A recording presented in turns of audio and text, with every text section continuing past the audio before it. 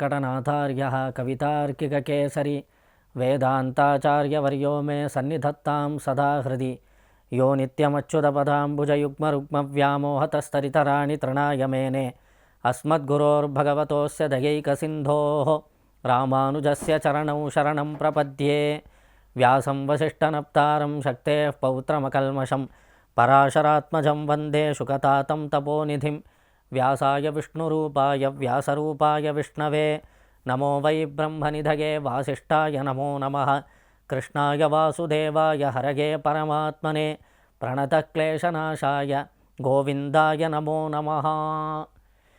ಶ್ರೀ ಶಂಕರ ವಾಹಿನಿಯ ಮೂಲಕವಾಗಿ ಕಾರ್ಯಕ್ರಮವನ್ನು ವೀಕ್ಷಿಸುತ್ತಿರುವಂತಹ ಎಲ್ಲ ಭಕ್ತರಿಗೂ ಅನಂತ ಪ್ರಣಾಮಗಳನ್ನು ಸಮರ್ಪಣೆ ಮಾಡ್ತಾ ಸಹಸ್ರನಾಮದ ಸಹಸ್ರ ಫಲಗಳು ಎಂಬ ಈ ಕಾರ್ಯಕ್ರಮಕ್ಕೆ ತಮ್ಮೆಲ್ಲರಿಗೂ ಆದರದ ಸ್ವಾಗತ. ನಾವು ಈ ಕಾರ್ಯಕ್ರಮದಲ್ಲಿ ವಿಷ್ಣು ಸಹಸ್ರನಾಮದಲ್ಲಿ ಬರುವಂತಹ ಪ್ರತಿಯೊಂದು ನಾಮಕ್ಕೂ ಅರ್ಥವೇನು ಎಂಬುದನ್ನು ಶ್ರೀ ಪರಾಶರ ಭಟ್ಟರ ಭಗವದ್ಗುಣದರ್ಪಣ ಎಂಬ ಭಾಷ್ಯವನ್ನು ಆಧಾರವಾಗಿಟ್ಟುಕೊಂಡು ಅನುಭವಿಸುತ್ತಾ ಬರುತ್ತಿದ್ದೇವೆ. ಸಹಸ್ರನಾಮದ ಸಹಸ್ರ ಫಲಗಳು ಎಂದರೆ ಸಹಸ್ರನಾಮದಲ್ಲಿ ಯಾವುದಾದ್ರೂ ಒಂದು ಶ್ರೀನಾಮವನ್ನು ಅನುಸಂಧಾನ ಮಾಡಿದರೂ ಸಹ ನಮಗೆ ಜೀವನದಲ್ಲಿ ಸರ್ವವಿಧವಾದ ಸೌಭಾಗ್ಯಗಳು ಏರ್ಪಡುತ್ತೆ. ಈ ಸಂಚಿಕೆಯಲ್ಲಿ ಶ್ರೀ ವಿಷ್ಣು ಸಹಸ್ರನಾಮದ ಕ್ರಮದಲ್ಲಿ ಬರುವಂತಹ 36ನೇ ಶ್ರೀನಾಮವಾಗಿರುವಂಥ ಈಶ್ವರಾಯ ನಮಃ ಎಂಬ ಶಬ್ದಕ್ಕೆ ಅರ್ಥವೇನು ಎಂದು ತಿಳಿಯುವ ಪ್ರಯತ್ನ ಮಾಡೋಣ. ಶ್ರೀ ಪರಾಶರ ಭಟ್ಟರು ಈ ಶಬ್ದಕ್ಕೆ ಅರ್ಥವನ್ನು ತಿಳಿಸಬೇಕಾದರೆ ಮನುಷ್ಯಾದ್ಯವತಾರೇಪಿ ಬ್ರಹ್ಮಾದೀಶ್ಚ ಪ್ರಯೋಜನೆ ನಿಯಂತಾತ್ವೀಶ್ವರ ಪ್ರೋಕ್ತಃ ಪ್ರಾಧಾನ್ಯ ಫಲದೋ ಮನುಹು ಎಂದು ಈಶ್ವರ ಶಬ್ದಕ್ಕೆ ನಿರ್ವಚನವನ್ನು ಹೇಳ್ತಾರೆ. ಭಗವಂತ ಲೋಕ ಕಲ್ಯಾಣಕ್ಕೋಸ್ಕರವಾಗಿ ಅನೇಕ ವಿಧವಾದ ಅವತಾರಗಳನ್ನು ಮಾಡ್ತಾನೆ. ಅದರಲ್ಲಿ ಸುಪ್ರಸಿದ್ಧವಾದದ್ದು ಶ್ರೀ ಕೃಷ್ಣಾವತಾರ. ಕೃಷ್ಣಾವತಾರದಲ್ಲಿ ಭಗವಂತನ ಅನಂತ ಕಲ್ಯಾಣ ಗುಣಗಳ ಪ್ರದರ್ಶನಗಳು ಏರ್ಪಡತ್ತೆ.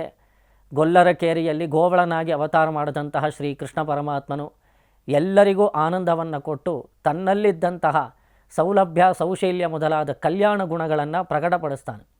ಮನುಷ್ಯಲೋಕದಲ್ಲಿ ಮನುಷ್ಯನಂತೆ ಅವತಾರ ಮಾಡಿದಾಗಲೂ ಸಹ ಇವನ ನಿಯಂತ್ರಣ ಯಾವಾಗಲೂ ಇರುತ್ತೆ. ನೋಡಿ, ಭಗವಂತನ ಗುಣಗಳು ಸ್ವಾಭಾವಿಕವಾಗಿರುವಂತಹದ್ದು. ಶ್ರೀವೈಕುಂಠದ ಲೋಕದಲ್ಲಿ ಮಾತ್ರ ಭಗವಂತನಿಗೆ ಸಾಮರ್ಥ್ಯವಿದೆ, ಭೂಲೋಕದಲ್ಲಿ ಅವತಾರ ಮಾಡುವ ಕಾಲದಲ್ಲಿ ಅವನಿಗೆ ಸಾಮರ್ಥ್ಯವಿಲ್ಲ ಎಂದು ಹೇಳೋದಕ್ಕೆ ಬರಲ್ಲ. ಶ್ರೀವೈಕುಂಠದಲ್ಲಿ ಯಾವ ಕಲ್ಯಾಣ ಗುಣಗಳಿಂದ ಪರಮಾತ್ಮ ಶೋಭಿಸುತ್ತಾನೋ ಅದಷ್ಟೂ ಕಲ್ಯಾಣ ಗುಣಗಳು ಭೂಲೋಕದಲ್ಲಿ ಅವತಾರ ಮಾಡುವಾಗಲೂ ಸಹ ಅವನಲ್ಲಿ ಇರುತ್ತೆ. ಅವತಾರ ದೆಸೆಯಲ್ಲೂ ಅವನ ಕಲ್ಯಾಣ ಗುಣಗಳು ಪ್ರಕಟವಾಗಿರುತ್ತೆ. ಅವನಲ್ಲಿ ಈ ನಿಯಂತ್ರಕತ್ವ ಅಥವಾ ನಿಯಾಮಕತ್ವ ಎಂಬ ಗುಣ ಸದಾಕಾಲ ನೆಲೆಸಿರುತ್ತೆ. ಅವತಾರ ಕಾಲದಲ್ಲೂ ಸಹ ನೋಡಿ, ವೈಕುಂಠಪತಿಯಾದ ನಾರಾಯಣನು ಎಲ್ಲ ಲೋಕಗಳ ಒಡೆಯ, ಸಕಲ ದೇವತೆಗಳಿಗೆ ಅಂತರ್ಯಾಮಿ, ಸಕಲ ದೇವತೆಗಳನ್ನು ನಿಯಂತ್ರಿಸತಕ್ಕವನು. ಅದೇ ಪರಮಪದನಾಥನಾದ ವಾಸುದೇವನೇ ಕೃಷ್ಣನಾಗಿ ಅವತಾರ ಮಾಡಿದಾಗಲೂ ಸಹ, ಅವತಾರ ದೆಸೆಯಲ್ಲೂ ಸಹ ಕೃಷ್ಣನಾಗಿದ್ದಾಗಲೂ ಸಹ ಬ್ರಹ್ಮ ರುದ್ರ ಮೊದಲಾದ ದೇವತೆಗಳನ್ನು ಅವನು ನಿಯಂತ್ರಣ ಮಾಡುತ್ತಾನೆ ಎಂಬ ಅರ್ಥದಲ್ಲಿ ಈ ಶ್ರೀನಾಮವನ್ನು ಪೂರ್ವಾಚಾರ್ಯರು ಕೊಂಡಾಡಿದ್ದಾರೆ.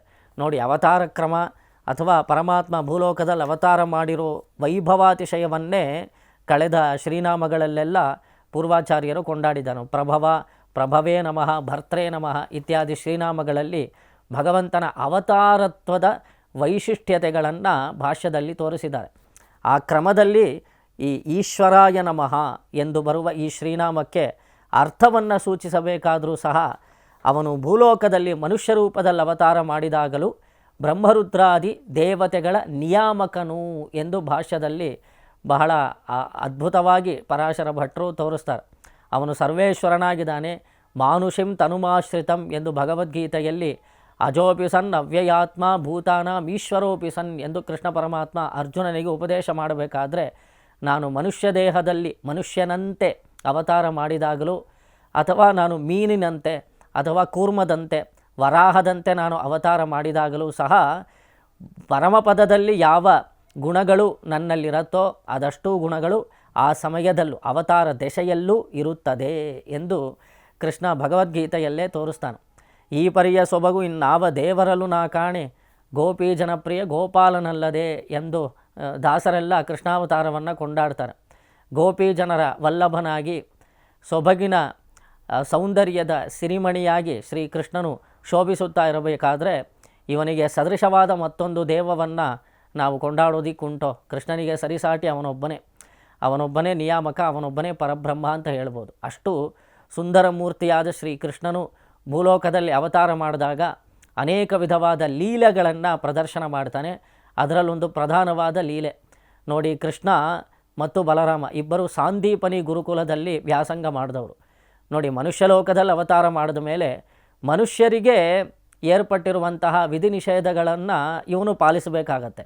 ಆದರೆ ನಮಗೆಲ್ಲ ಕರ್ಮವಶಾತ್ ನಾವು ವಿಧಿ ನಿಷೇಧಗಳನ್ನು ಪಾಲಿಸಬೇಕು. ಆದರೆ ಭಗವಂತ ಸ್ವೇಚ್ಛೆಯಿಂದ ತಾನು ಮನುಷ್ಯರಲ್ಲಿ ಒಬ್ಬನಾಗಿರಲು ಇಷ್ಟಪಡ್ತಾನೆ. ಮನುಷ್ಯ ಲೋಕದಲ್ಲಿ ಯಾವ ನೀತಿ ನಿಯಮಗಳುಂಟೋ ಅದನ್ನೆಲ್ಲ ತಾನು ಪಾಲಿಸಬೇಕು ಎಂದು ಪಡುತ್ತಾನೆ ಕೃಷ್ಣ. ಆ ಕ್ರಮದಲ್ಲಿ ಕೃಷ್ಣನು ಭೂಲೋಕದಲ್ಲಿ ಅವತಾರ ಮಾಡಿದಾಗಲೂ ಸಹ ತಾನು ಸರ್ವವಿದ್ಯಾ ಪಾರಂಗತನಾಗಿದ್ದರು.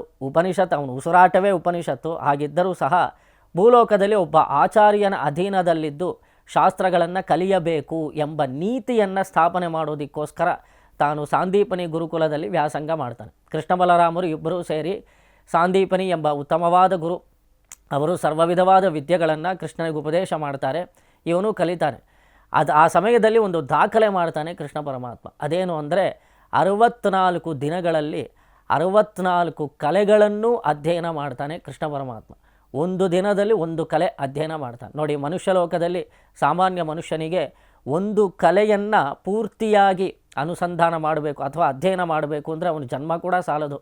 ಎಷ್ಟೋ ಜನ್ಮಗಳನ್ನು ಪಡ್ಕೊಂಡು ನಾವು ಪೂರ್ತಿಯಾಗಿ ಒಂದು ವಿದ್ಯೆಯನ್ನು ಪರಿಸಮಾಪ್ತಿ ಮಾಡಲಿಕ್ಕೆ ಸಾಧ್ಯವಿಲ್ಲ, ಕಲಿಯೋದಕ್ಕೆ ಸಾಧ್ಯವಿಲ್ಲ. ಹಾಗಿರಬೇಕಾದ್ರೆ ಕೃಷ್ಣ ಪರಮಾತ್ಮ 64 ದಿನಗಳಲ್ಲಿ 64 ವಿದ್ಯೆಗಳನ್ನು ಕಲಿತು 64 ಕಲೆಗಳನ್ನು ಕರೆತು ಒಂದು ದೊಡ್ಡ ದಾಖಲೆ ಮಾಡ್ತಾನೆ. ಆ ಸಮಯದಲ್ಲಿ ಅಲ್ಲಿದ್ದಂಥವರೆಲ್ಲ ತುಂಬ ಆಶ್ಚರ್ಯವಾಗಿ ನೋಡ್ತಾರೆ. ಕೃಷ್ಣ ಈ ರೀತಿ ಅಧ್ಯಯನ ಮಾಡಿದ್ನಲ್ಲ ಅಂತ ಕೆಲವರಲ್ಲಿ ಖುಷಿ ಇತ್ತು. ಇನ್ನೂ ಕೆಲವರಿಗೆ ಸ್ವಲ್ಪ ಬೇಸರವೂ ಆಯಿತು. ಏನು ಅಂದರೆ 64 ದಿನ ಮುಗಿದೋಯ್ತು, ಇಷ್ಟು ದಿನ ನಾವು ಕೃಷ್ಣನೊಟ್ಟಿಗೆ ವ್ಯಾಸಂಗ ಮಾಡ್ತಾ ಇದ್ದೆವು, ಇನ್ನು ನಮಗೂ ಕೃಷ್ಣನಿಗೂ ಅಂತರವೇರ್ಪಡತ್ತೆ. ಅವನು ವಿದ್ಯೆಯನ್ನೆಲ್ಲ ಕಲಿತು ಪಾಠಶಾಲೆಗೆ ಬಿಟ್ಟು ಹೋದ ನಂತರ ಇನ್ನು ಸಂಪರ್ಕ ಅವನಿಗೂ ನಮಗೂ ಏರ್ಪಡುತ್ತೋ ಇಲ್ಲವೋ, ಇನ್ನು ಯಾವ ಸಮಯದಲ್ಲಿ ಕೃಷ್ಣ ದರ್ಶನ ನಮಗೆ ಏರ್ಪಡುತ್ತೋ ಅಂತ ಇನ್ನೂ ಕೆಲವು ವಿದ್ಯಾರ್ಥಿಗಳಲ್ಲಿ ಮನಸ್ಸಿನಲ್ಲಿ ಒಂದು ಬೇಸರ. ಅದರಲ್ಲಿ ಕುಚೇಲನು ಕೂಡ ಕೃಷ್ಣನ ಜೊತೆಗೆ ಅಧ್ಯಯನ ಮಾಡಿದವನು, ಅವನಿಗೂ ಸ್ವಲ್ಪ ಬೇಸರವಾಯಿತು. ಇನ್ನು ಪಾಠಶಾಲೆ ಬಿಟ್ಟು ಕೃಷ್ಣ ಮುಂದೆ ಉದ್ಯೋಗಕ್ಕೆ ಅಂತ ಹೋದರೆ ಅವನ ಹಾಗೂ ನಮ್ಮ ಸಂಪರ್ಕ ಬಿಟ್ಟು ಹೋಗ್ಬಿಡತ್ತಲ್ಲ, ಇನ್ನು ಯಾವ ಕಾಲದಲ್ಲಿ ಕೃಷ್ಣನ ನೋಡ್ತೀನೋ ಅಂತ ಅವನಿಗೂ ಸ್ವಲ್ಪ ಮನಸ್ಸಿನಲ್ಲಿ ಒಂದು ಬೇಸರವಿತ್ತು. ಅಲ್ಲಿದ್ದಂತಹ ವಿದ್ಯಾರ್ಥಿಗಳಲ್ಲಿ ಕೆಲವರಲ್ಲಿ ಸಂತೋಷವೂ ಇತ್ತು, ಇನ್ನು ಕೆಲವರಲ್ಲಿ ದುಃಖವೂ ಇತ್ತು.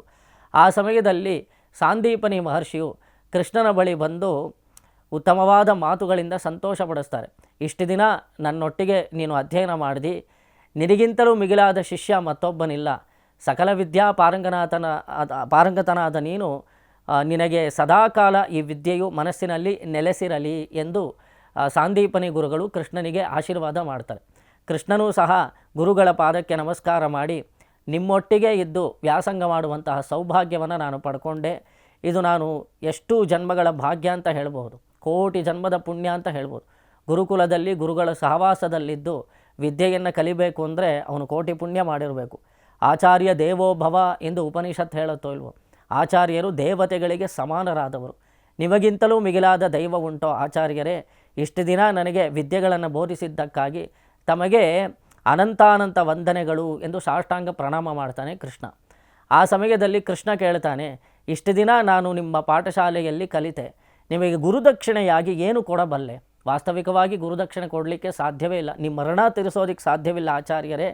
ಆದರೂ ನಿಮಗೆ ಏನಾದರೂ ದಕ್ಷಿಣೆ ತಾಂಬೂಲಗಳನ್ನು ಕೊಟ್ಟು ನಿಮ್ಮ ಮನಸ್ಸನ್ನು ಸಂತೋಷಪಡಿಸಬೇಕು ಎಂಬ ಅಭಿಲಾಷೆ ನಮ್ಮಲ್ಲುಂಟು, ಗುರುದಕ್ಷಿಣೆಯಾಗಿ ಏನು ಬೇಕು ನಿಮಗೆ ಎಂದು ಕೃಷ್ಣ ಕೇಳ್ತಾನೆ. ಆಗ ಸಾಂದೀಪನಿ ಗುರುಗಳು ಹೇಳ್ತಾರೆ, ನಿನ್ನಂತಹ ಶಿಷ್ಯನನ್ನು ಪಡೆದ ಸೌಭಾಗ್ಯ, ನಿನ್ನಿಂದ ನಾನು ಗುರುದಕ್ಷಿಣೆ ಯಾಚಿಸುವುದೇ. ಆದರೂ ನನ್ನ ಹೆಂಡತಿಯ ಮನಸ್ಸಿನಲ್ಲಿ ತುಂಬ ಕಾಲದಿಂದ ಒಂದು ಆಸೆ ಇದೆ, ಅದನ್ನು ತೀರಿಸೋದಾದರೆ ನೋಡು ಅಂತ ಹೇಳ್ತಾರೆ ಸಾಂದೀಪನಿ. ಇವು ನೋಡಿ, ನೇರ ಹೆಂಡತಿಯ ಹತ್ರ ಹೋಗಿ ಮಾತಾಡ್ತಾರೆ. ಗುರುದಕ್ಷಿಣೆಯಾಗಿ ಕೃಷ್ಣ ಏನಾದರೂ ಕೊಡ್ತೀನಿ ಅಂತ ಹೇಳ್ತಾ ಇದ್ದಾನೆ, ಏನು ಕೇಳಲಿ ಅಂತ ಕೇಳಿದಾಗ ಹೆಂಡತಿ ಹೇಳ್ತಾಳೆ, ನೀವು ಖಂಡಿತ ಕೇಳಬೇಕು, ಗುರುದಕ್ಷಿಣೆಯನ್ನು ನಿರಾಕರಣೆ ಮಾಡಬಾರ್ದು.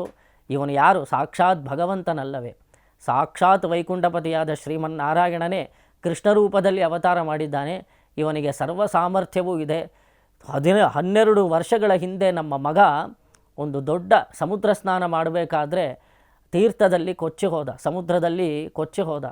ನಾನು ಮೃತನಾದಂತಹ ನನ್ನ ಮಗನನ್ನು ಕೃಷ್ಣ ಮತ್ತೆ ವಾಪಸ್ಸು ನಮಗೆ ಅವನನ್ನು ಕರ್ಕೊಂಡು ಬರೋದಾದರೆ ನೀವು ಆ ರೀತಿಯಾದ ಒಂದು ಪ್ರಾರ್ಥನೆಯನ್ನು ಮಾಡಿ ಕೃಷ್ಣನ ಬಳಿ ಗುರುದಕ್ಷಿಣೆಯಾಗಿ ಎಂದು ಕೇಳಿದಾಗ ಆ ಸಾಂದೀಪನಿ ಮಹರ್ಷಿಗಳು ಕೃಷ್ಣನ ಬಳಿ ಹೇಳ್ತಾರೆ, ತುಂಬ ದಿನದಿಂದೇ ನನ್ನ ಮಗ ಸಮುದ್ರದಲ್ಲಿ ಕೊಚ್ಚಿ ಹೋದ, ಮೃತನಾದ ನನ್ನ ಮಗನನ್ನು ನೀನು ಕರೆದುಕೊಂಡು ಬಂದಿದ್ದೆ ಆದರೆ ನನ್ನ ಮನಸ್ಸಿಗೆ ಸಂತೋಷವಾಗುವುದು, ಅದೇ ಗುರುದಕ್ಷಿಣೆ ಎಂದು ನಾನು ಸ್ವೀಕಾರ ಮಾಡ್ತೇನೆ ಅಂತ ಗುರುಗಳು ಹೇಳಿಬಿಟ್ರು.